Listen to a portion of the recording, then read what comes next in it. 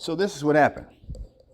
So I received a random text the other day, and it had a scripture in it. I knew the person, but I just met the person. So really, I don't know the person. So they send this text, and they send it to a group of people, and it's Romans 15 verses 4, or verse 4.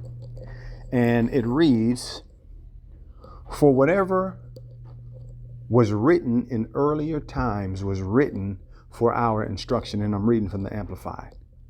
"So that through endurance and encouragement of the scriptures, we might have hope and overflow with confidence in his promises." Again, "For whatever was written in earlier times was written for our instruction, so that through endurance and the encouragement of scripture, we might have hope and overflow with confidence in his promises." So I started to think about that scripture. I was like, okay, I got to say they sent it, and I got like, okay. So, but I read it again, and then I don't know. I feel like God was just kind of showing me something again about something. And I've been talking about identity. Really trying to learn and understand your identity, who you really are. And there are a lot of things that stop us from really understanding or grasping who we are as it relates to Jesus the Christ and what the Son of Man was sent here to do and to do for us as it relates to who we are. So you are much more than what you think, but there are so many different things that pull at us, and we never land on, or I should say sometimes it's difficult to land on that really rich spot that God is trying to get us to understand. So I'm looking at this scripture, and I start thinking about something that I really never thought about before, which was, here's Paul writing to a group of people. He's writing to a group of people, and he's talking about, or he's trying to encourage, or he's giving them the idea of encouragement through the scriptures that they read. They would go to the synagogues and they'll read, and that have their routines or whatever. Because remember, Paul was Saul before, and he was a Pharisee, so he was what you would call an elder in the church, right? Yeah, he was a religious man. So, and he knew the scripture. He knew the scripture. So as a Jewish person, you have to learn the scriptures young, and then you come into the bar mitzvah stages where the scripture and you're labeled this. Maybe you're a man now because you know the scriptures. So he had been used to the scriptures. He had been used to reading the scriptures. Nicodemus, used to reading the scriptures early on, and yet he didn't recognize, and they didn't recognize Jesus when Jesus showed up. So what does all this point to? So he's talking again. He's talking to these people, this group of people. He's writing them down. He's sending letters, and he's saying, be encouraged. The scriptures provide us encouragement, to God's promises. So he received. What I want to say? I got to really say this right. We have a problem believing in certain revelation. God gives us revelation, and either we accept it or we don't.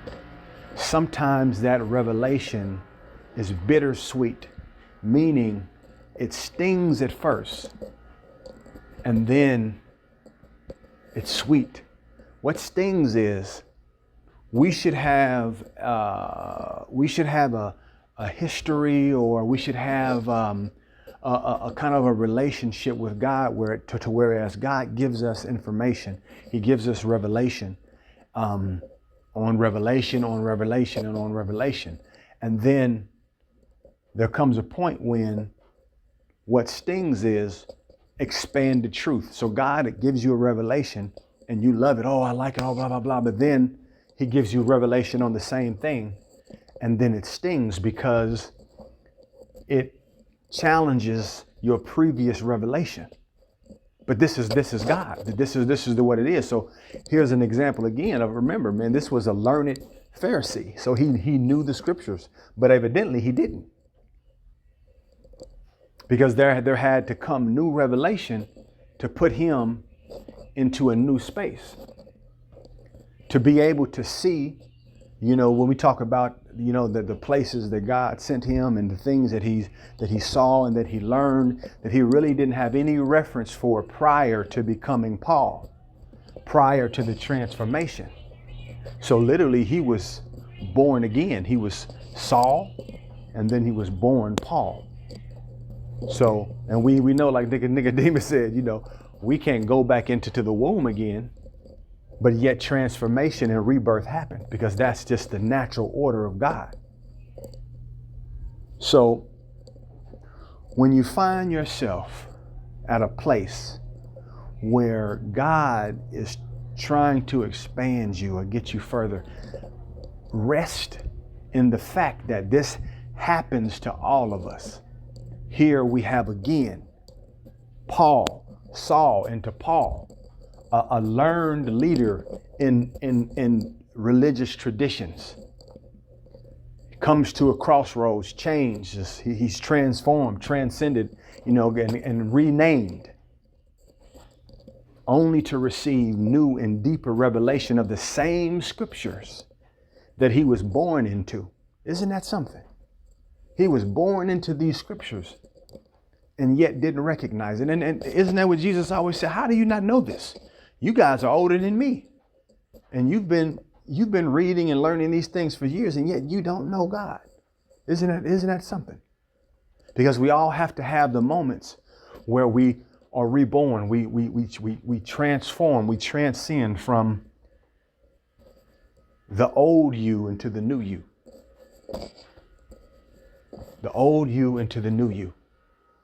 So just take that. Just sit with that. Look at that scripture, Romans 15:4, and read it as you're reading your own story or your own moment, where again, you're writing something and it's the Spirit of God and it's God, but you're writing something to a group of people who are right in your vicinity, who are right in your era, your age, because we don't think about writing and think about, I'm going to give this to the people who's going to come, 1,000 years from now. So we have to be courageous enough to understand that this is how God does everything. This is the kingdom.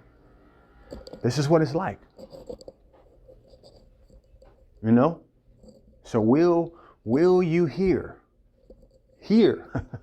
For those who have ears to hear, let them hear. I still feel like I'm speaking in riddles.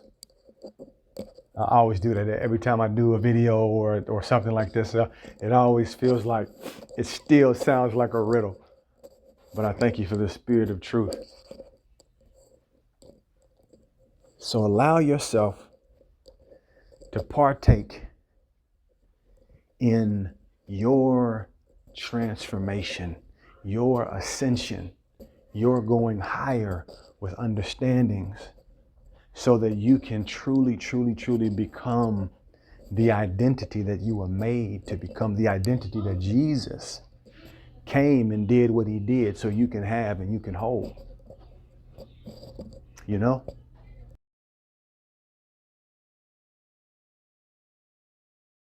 I hope it made sense, you guys. I bless you. Be blessed. And we'll talk again. Peace.